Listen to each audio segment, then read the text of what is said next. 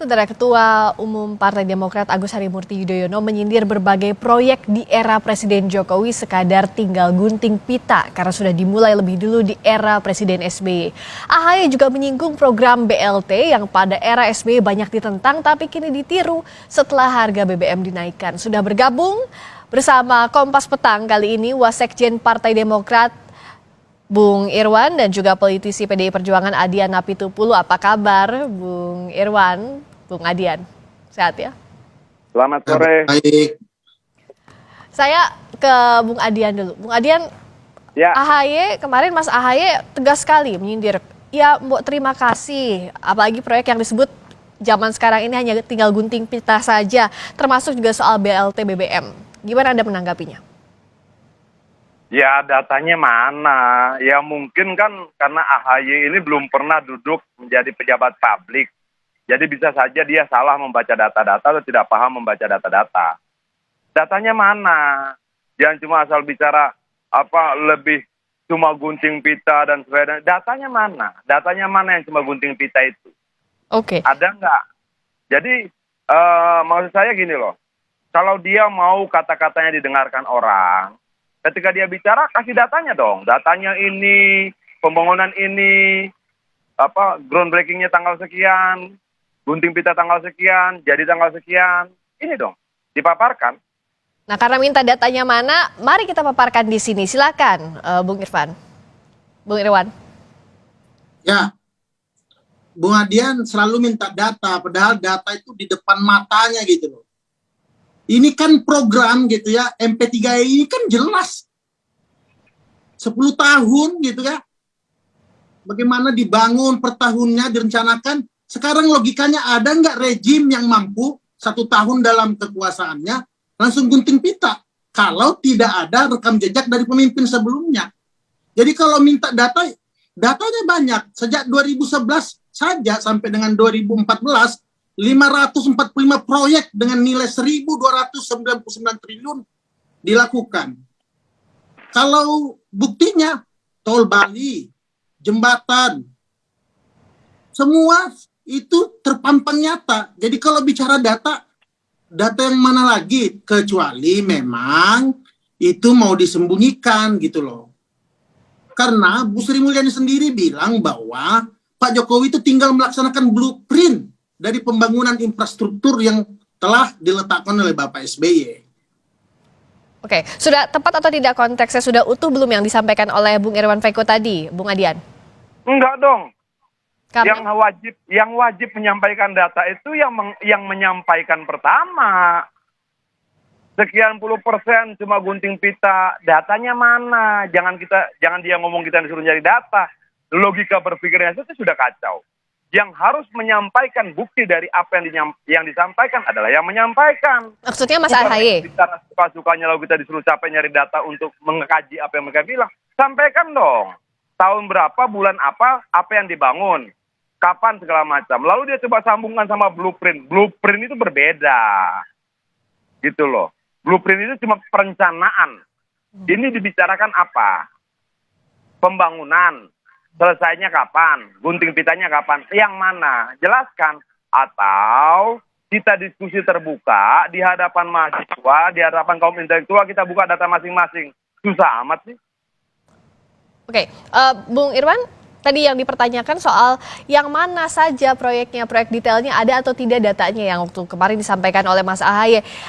Simpelnya begini, mana infrastruktur yang memang genuine Pak SBY, mana yang memang produknya Pak Jokowi? Adakah detail soal ini?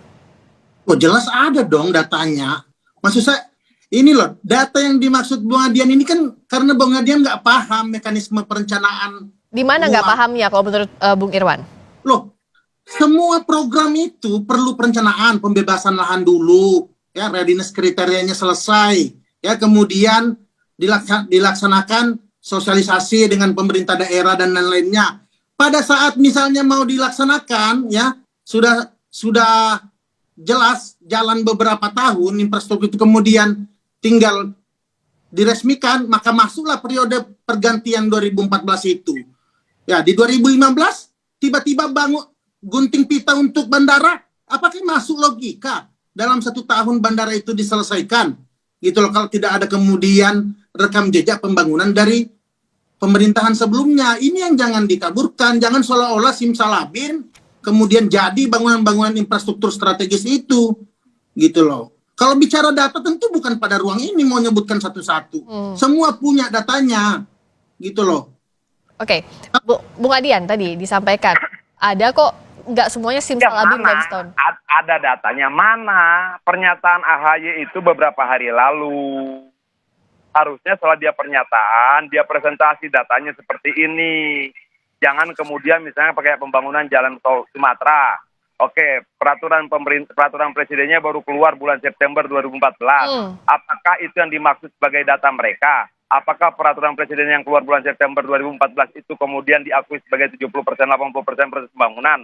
Atau yang mana?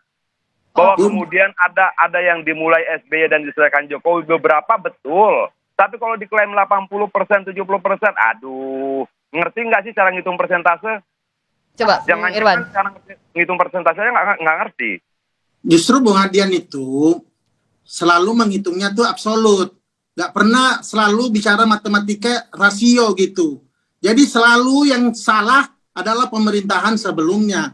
Kalau mau bicara data, sudah saya sampaikan tadi, sejak tahun 2011 saja, nggak usah bicara 2004, 2009. Sejak 2011 sampai dengan 2014, ada 545 proyek yang bernilai 1.299 triliun. Iya, yang mana? Loh, dari Sumatera jelas ada, masa mau disampaikan sekarang? Nanti saya sampaikan deh di ruangannya Bang Adian. Saya sampaikan datanya. Jangan di sini, jangan debat-debat yang begitulah membingungkan rakyat. Yang konkret saja, gitu loh, bahwa justru sejak pemerintahan Pak SBY selama 10 tahun itu pertumbuhan ekonomi kemudian naik, pendapatan per kapita di masyarakat naik, rasio utang diturunkan dibanding sekarang. Coba bayangin, rasio utang kita naik 4.500 triliun. Utang kita jadi 7.163 triliun. Itu bukan data apa? Kemudian jumlah pengangguran jangan PSBB turun. Oke, bagaimana Bung Adian? Data apa? Jangan lompat dong. Kalau kita mau diskusi, kita harus setia pada objek yang didiskusikan. Oke, yang tadi dianggap enggak dong, kalau objek yang didiskusikan adalah perbandingan pembangunan infrastruktur, ya itu, jangan lompat.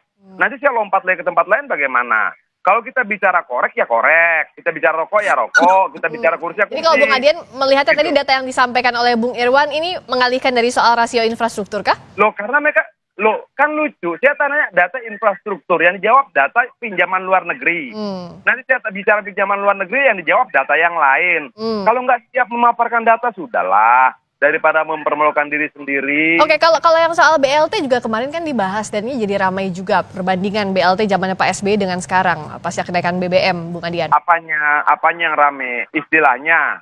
Ya. Lalu istilah itu mau diklaim SBY juga. Selain infrastruktur diklaim, istilah juga mau diklaim oleh SBY.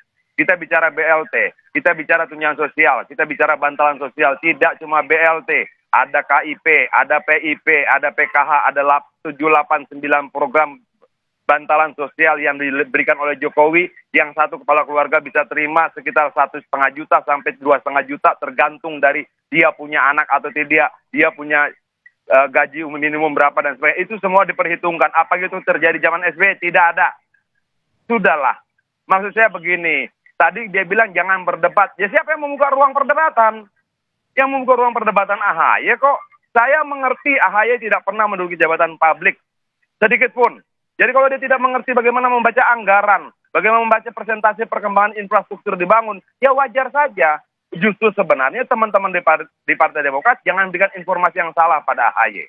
Bung Irwan. Kasian. Ya, itulah klaim-klaim sepihak selalu digunakan oleh kawan-kawan yang sekarang di pemerintahan. Dari mana gitu loh lompat debatnya? Tadi kita sampaikan, ya.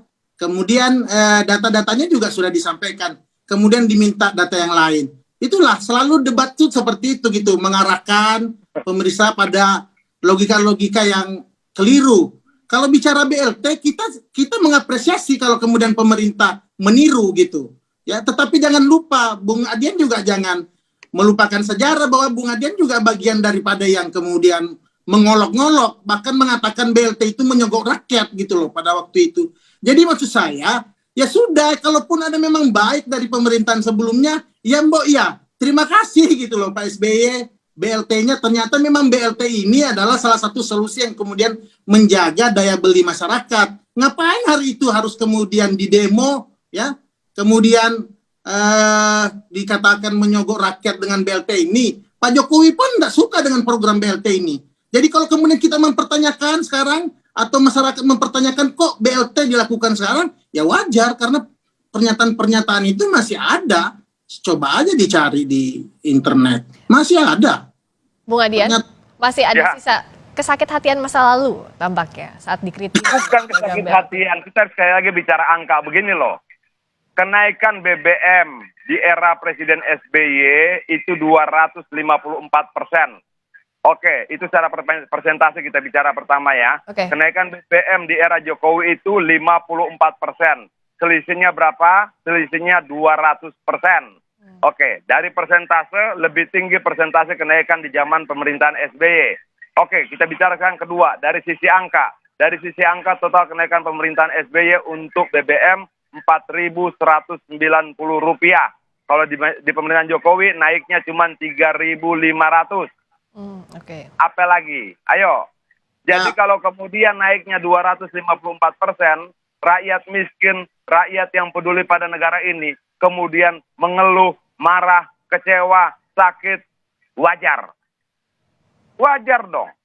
Kenapa kenaikannya sampai 254%? Belum pernah ada kejadian di dunia ini kenaikan sebesar itu untuk BBM.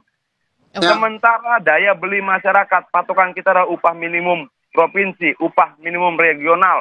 Kita bisa bandingkan dong kemampuan upah minimum buruh membeli BBM per bulan berapa? Cuma 300 sekian liter. Sementara di zaman Presiden Jokowi sampai 450 liter per bulan walaupun BBM naik. Artinya daya beli buruh dengan alat ukur upah jelas berbeda. Bung Irwan, silakan dijawab. Terus lo mau bicara data apa?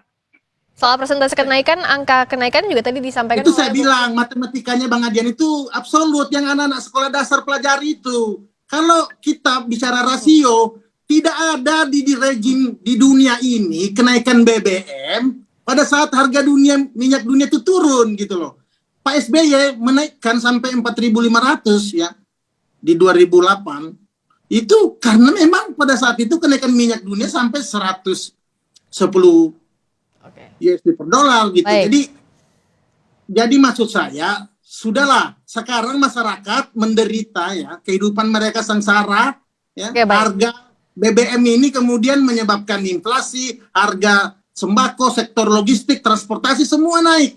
Masyarakat susah. Buruh, tani, nelayan yang selama ini diperjuangkan oleh Bung Adian itu sekarang hidupnya susah gitu loh. Baik, tapi izin saya simpulkan terakhir, berarti yang harus juga dijaga jangan sampai kritik-kritik di ruang publik ini pada akhirnya kontraproduktif hanya berdasarkan kesakitan, tapi yang jelas harus untuk kemajuan bangsa begitu ya, itu yang dijaga ya untuk bapak-bapak para politisi ini ya, Pak Adian dan Bung Kalau Irwan ya. menurut saya begini Mbak, begini loh. Siapapun Singkat yang saja, Mas menyampaikan sesuatu, siapapun yang menuduh sesuatu, dia wajib membuktikan kata-katanya. Kalau kemudian AHY katakan 70% sampai 80%, buktikan mana angkanya. Baik, ditangkap masing-masing ya. Kata Bung Irwan tadi untuk bangsa dan negara, kalau kata Bung Adian harus bisa dipertanggungjawabkan begitu ya. Baik, ditangkap Bapak-Bapak, terima kasih. Yang jelas ini harus untuk kepentingan bangsa dan semua yang disampaikan harus bisa dibuktikan ke depan. Terima kasih. Baik, terima kasih Bung Adian, terima kasih juga Bung Irwan telah bergabung di Kompas Petang.